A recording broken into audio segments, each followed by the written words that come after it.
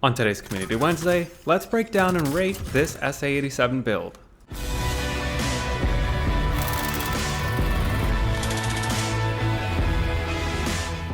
This SA87 build was sent in to me, and it was described as being more of an assault rifle rather than an LMG. The mobility is boosted as much as possible while trying to maintain a all-purpose weapon. So let's take a look at the build. It's using the monolithic suppressor for the obvious range and velocity increase, the SA87 25.4-inch factory barrel, which I'm assuming is for range, velocity, and vertical recoil control, the tac laser for a faster ADS time and increased stability, the Solo Zero NVG enhanced scope, which I'm assuming is to find those few people that aren't running cold-blooded, and sleight of hand to increase its reload speed. Other than the scope, I can actually see where this build was going, but let's break down its stats and see how well it actually goes. It has an ADS time of 450 milliseconds, and I can tell you exactly why. That scope has way too much of an ADS penalty. However, I'll talk about how to fix this later.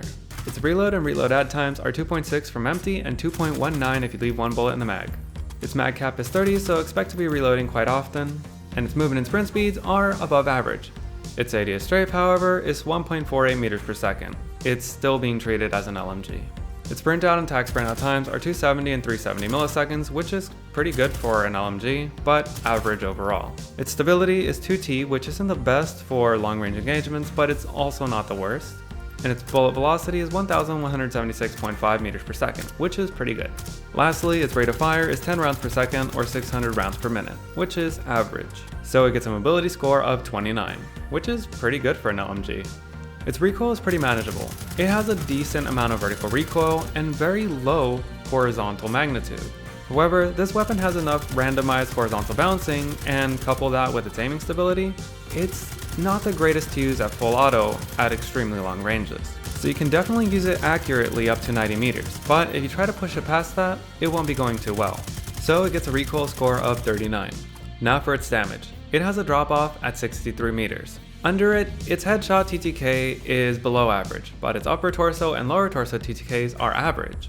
That means that those upper and lower torso TTKs are actually viable under 30 meters, which you can't say the same for many long-range weapons. But its limb TTK isn't that good, so avoid hitting those. In the second damage range, every TTK is below average. And here you probably expect me to say that a below average TTK is actually normal for a long-range weapon, and you would be correct, in the sense of long-range weapons that have very little recoil. The SA87 does not fit into this category, sadly, so it should actually have an average or above average TTK. If you get one headshot in, then you suddenly get an average TTK, but that's not really the same. Although I do see the argument of it getting this lower TTK because it is slightly more mobile. So it gets a damage score of 42.5, and when we add up all the categories, it gets a final score of 110.5. There should be a pretty obvious issue with this weapon, and yeah, it's the ADS time. From the damage section, you could see that this weapon would be best used under 63 meters, and it will have a pretty good advantage to most weapons between 30 and 60. However, in these ranges, a 450 millisecond ADS time is not cutting it. Ideally, you'd want to get it to 300 or under 300. However, this sight doesn't just give you a pretty bad ADS time penalty. It has a lot of other downsides too. So first of all, we're in a cold-blooded meta, which means most people are probably running cold-blooded and will not be showing up glowing on the sight. And while it's pretty easy to see people that are up on a rooftop because it does have a pretty good amount of contrast, if someone's hiding in a bush, it's going to be a lot harder to see them. And this problem will only get worse the further you are from the target.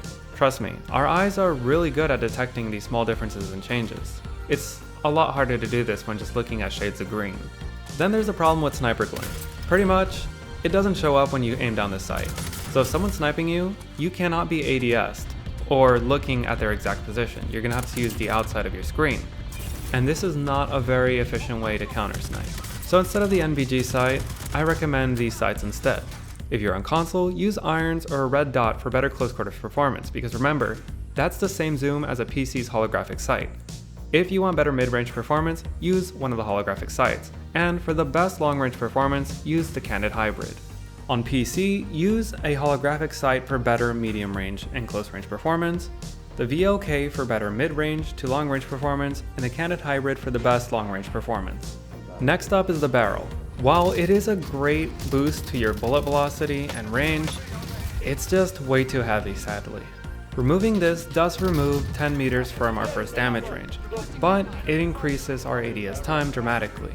But if we're trying to use this like an AR, you'll still be getting 20 more meters of extra range in that first damage range, so that is a great bonus. So now that we have a free slot, we can actually put it into the 60 round mags. And you're probably thinking, doesn't that actually hurt our ADS time a lot? No, actually. I don't know if it's bugged, but it really doesn't. It does slow down the movement and sprint speeds though, but it only slows it down to the average speeds for Modern Warfare long-range assault rifles, so it fits in perfectly. And while sleight of hand is a nice thing to have, with a 60 round mag you can now deal with the whole team instead of thinking about reloading. So if we get an ADS stock instead, we can now get a much better ADS time.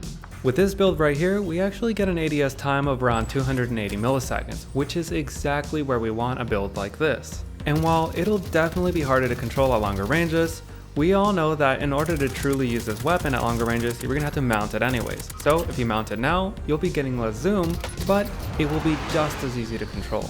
So the biggest reason I wanted to get away from the 30 rounds is because at this point, it's just a heavier FN SCAR.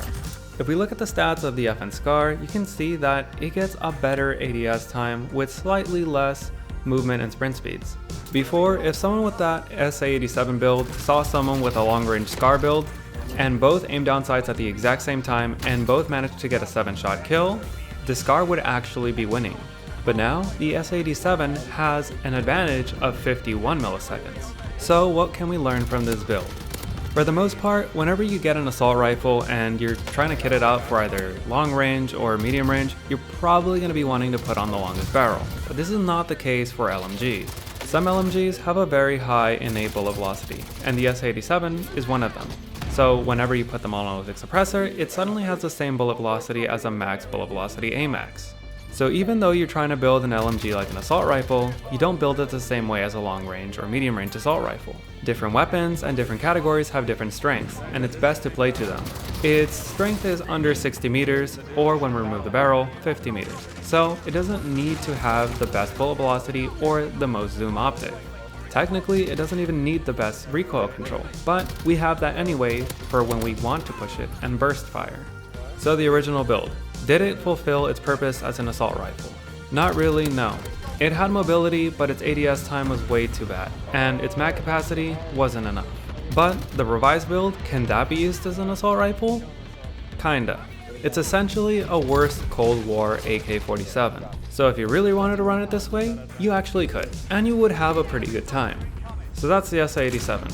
Have you ever run it as an assault rifle, and what do you think about this build? Is it as bad as I say it is, or am I just way too sweaty? And as always, if there's any weapon, build, or part of the game you want me to break down, let me know. You may see it on the next Community Wednesday. But that's the video. If you enjoyed it or has helped you in any way, let me know by leaving a like. If you got any questions or comments, leave them down in the comments section down below. And if you want to make sure that you never miss another video, be sure to subscribe. Thanks for watching.